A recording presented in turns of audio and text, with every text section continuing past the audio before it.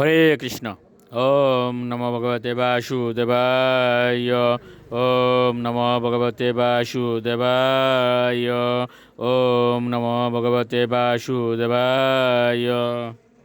শ্রীমদ্ ভাগবত তৃতীয় স্কন্দ স্থানম সৃষ্টি স্থিতি ত্রয়োবিংশতি অধ্যায়।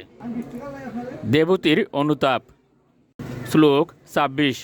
শান্ত সরসী বেশ্মস্তাহ শতানি দোষ কন্যকাহ সর্বাহ কিশোর বয়স দদর্শ উৎপল গন্ধয়। অনুবাদ: সেই সরোবরের মধ্যে একটি গৃহে তিনি ১,০০০ বালিকাকে দেখতে পেলেন। তারা সকলেই ছিলেন কিশোর বয়স্কা এবং পদ্মগন্ধা। শ্লোক ২৭।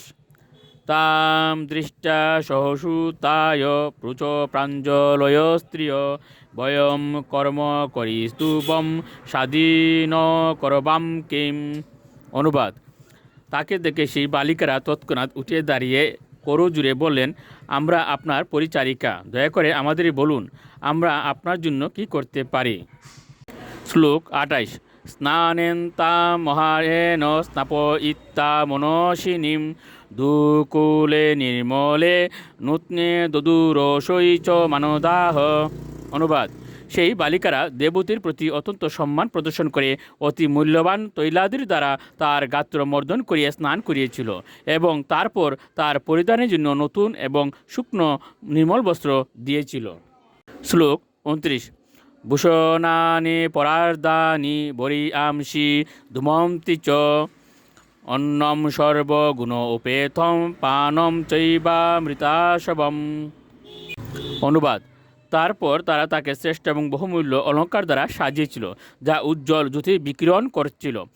তারপর তারা তাকে সর্বগুণ সম্মানিত উত্তম আহার্য এবং আসব নামক এক প্রকার মধুর পানীয় পান করিয়েছিল।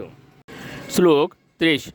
অতাদর্শে সমাত্মানম স্রগ্বীনম বিরজাম্বরম বিরজম কৃত সস্তয়নম কন্যাবীর্বহুমানিতম। অনুবাদ: তারপর তিনি আয়নায় তার নিজের প্রতিবিম্ব দর্শন করলেন। তার দেহ সব রকম মল থেকে সম্পূর্ণরূপে মুক্ত হয়েছিল এবং তিনি একটি মাল্যের দ্বারা অলঙ্কৃত ছিলেন। তার পরনে ছিল এক নির্মল বস্ত্র এবং তিনি শুভ তিলক চিহ্নের দ্বারা বিভূষিত ছিলেন। তার পরিচারিকাদের দ্বারা তিনি অত্যন্ত শ্রদ্ধা সহকারে সেবিত হচ্ছিলেন।